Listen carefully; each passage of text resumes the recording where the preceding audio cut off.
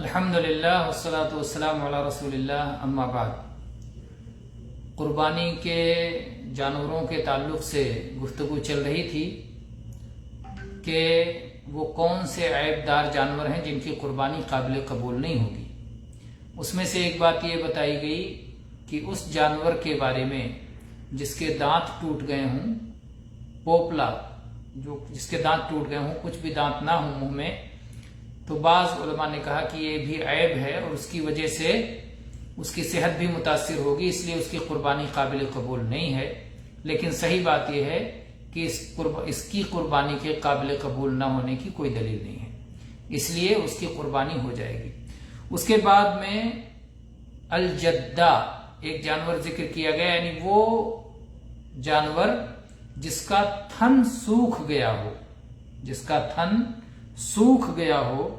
یا بڑھاپے کی وجہ سے جو دودھ نہ دیتا ہو، دودھ دینے والا جانور اگر اس کا تھن سوکھ گیا یا وہ دودھ نہیں دے رہا ہے تو بعض لوگوں نے اسے بھی عیب شمار کیا ہے، یعنی تھن تو باقی ہے، تھن نہیں سوکھا ہے لیکن وہ دودھ نہیں دیتا، تو کیا یہ بھی بیماری ہے جس کی وجہ سے اس کی قربانی درست نہیں ہوگی؟ تو یہ بات بھی صحیح نہیں ہے۔ صحیح بات یہ ہے کہ اس جانور کی بھی قربانی درست ہوگی، کیونکہ اللہ کے نبی صلی اللہ علیہ وسلم نے 4 عیوب ذکر کر کے بتا دیا کہ ان عیوب کے علاوہ، کیونکہ وہ بیان کرنے کا وقت تھا اور علماء کہتے ہیں لا يجوز تاخیر البیان عن وقت الحاجہ، کہ وہ ضرورت کا وقت تھا، تفصیل کا وقت تھا، اس وقت اللہ کے نبی صلی اللہ علیہ وسلم سارے عیوب بتا دیتے کہ ان سے بچنا، لیکن آپ نے بقیہ عیوب کے بارے میں نہیں کہا، اس کا مطلب بقیہ کی قربانی ہو جائے گی۔ اس کے بعد میں اللہ کے نبی صلی اللہ علیہ وسلم نے فرمایا کہ وہ بیمار جانور، وہ جس کی بیماری ظاہر ہو، وہ بیمار جانور جس کی بیماری ظاہر ہو، اس کی قربانی قبول نہیں ہے۔ اگر کسی نے اس کی قربانی کر دی تو اللہ کے ہاں قبول نہیں ہوگی۔ لیکن کیا فرمایا؟ المریضۃ البینۃ مرضها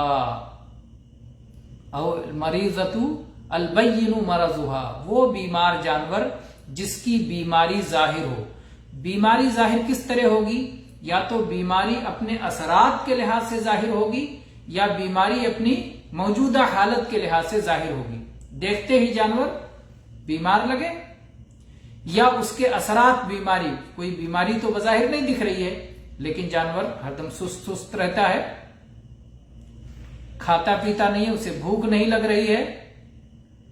یہ اثرات ہیں، بیماری کے اثرات ہیں۔ اور اسی طرح سے جلدی سے تھک جاتا ہے، تو اگر بیماری کے اثرات پائے جائیں، یعنی سست ہو، جلدی سے تھک جاتا ہو، اسے بھوک نہ لگتی ہو، چارہ نہ کھاتا ہو، تو یہ بیماری کے اثرات ہیں۔ تو اثرات سے پتہ چلا کہ وہ بیمار ہے۔ یا ڈائریکٹ بیمار معلوم ہو، جیسے طاعون کی بیماری ہے، ہیضے کی بیماری ہے، یا اسی طرح سے خارش کی بیماری پورے بدن پہ پھیلی ہوئی ہے، تو اس طرح کی بیماری جو بالکل ظاہر ہو تو ایسے جانور کی بھی قربانی قابل قبول نہیں ہے۔ اور بیمار جانور کی قربانی کا قبول نہ ہونا یہ نص صریح کی بنیاد پر بھی ہے۔ اللہ کے نبی صلی اللہ علیہ وسلم کی حدیث، آپ نے فرمایا کہ اس کی قربانی کافی نہیں، اور ہماری شریعت مقاصد کو سامنے رکھتی ہے، حکمتوں کو سامنے رکھتی ہے، تو اس کے اندر مقصد اور حکمت بھی ہے، کیونکہ اگر بیمار جانور کی قربانی کی جائے گی تو گوشت کھانے والوں کی صحت پر اس کا برا اثر پڑے گا، اور ظاہر بات ہے کہ اسلام انسانوں کی صحت اور انسانوں کے دین اور ان کے جسم اور جان کی حفاظت کے لیے بھی آیا ہے۔ اس لیے گوشت چونکہ نقصان دہ ہو جاتا ہے، ضرر رساں ہو جاتا ہے، اسی لیے اس کی قربانی بھی قابل قبول نہیں ہوگی۔ یہیں سے یہ مسئلہ بھی معلوم ہو جاتا ہے، جو مسئلہ بہت سارے لوگ چھیڑتے رہتے ہیں، کتا کاٹے جانور کی قربانی۔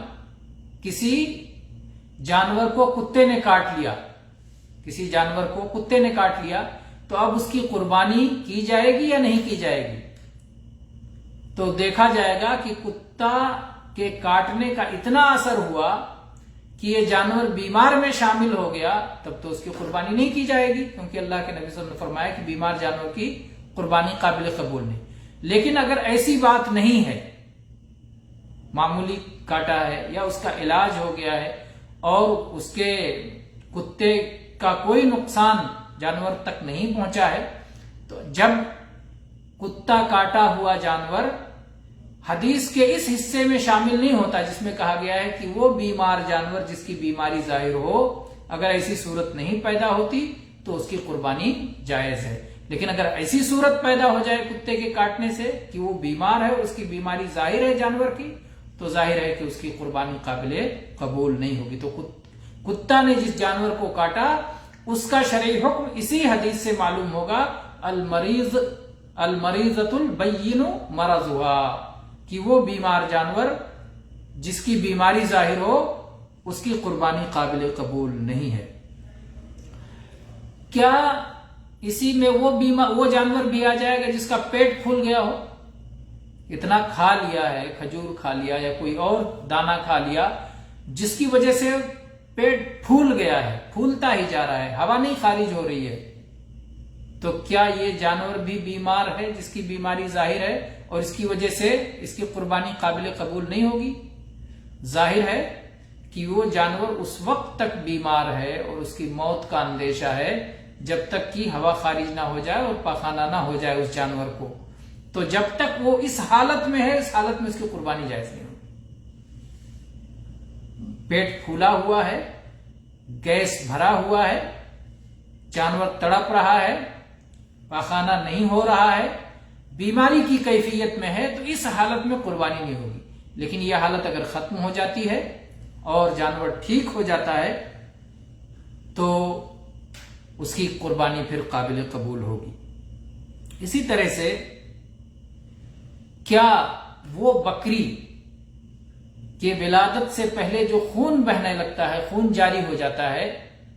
تو کیا اس کی بھی قربانی جائز نہیں ہے کیونکہ خون بہ رہا ہے ولادت کے لیے؟ نہیں، یہ تو نارمل چیز ہے۔ بکری کو جب بچہ پیدا ہونا ہوگا تو ظاہر بات ہے کہ کچھ خون گرے گا، خون بہنے کے بعد پھر بچہ پیدا ہوگا۔ تو اگر یہ نارمل اور طبعی چیز ہے، بیماری میں سے نہیں ہے، تو اس کی قربانی جائز ہے۔ لیکن اگر خطرناک صورتحال ہو جائے، بہت زیادہ خون بہنے لگ جائے، موت کا خطرہ ہو جائے، تو ایسی صورت میں بیمار اگر بیماری جس کی بیماری ظاہر ہو اس میں وہ شامل ہو جائے تو پھر اس کی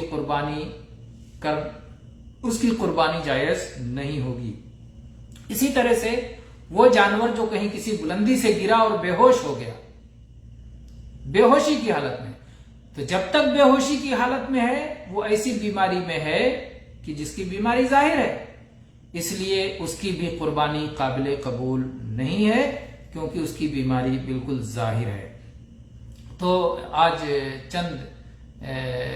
جانوروں کا ذکر ہوا جن کی قربانی قابل قبول نہیں ہے، انشاءاللہ کچھ ہم مزید جانوروں کا اگلے درس میں ذکر کریں گے۔ واللہ تعالی اعلم وصلی اللہ علی نبینا وسلم والحمد للہ رب العالمین۔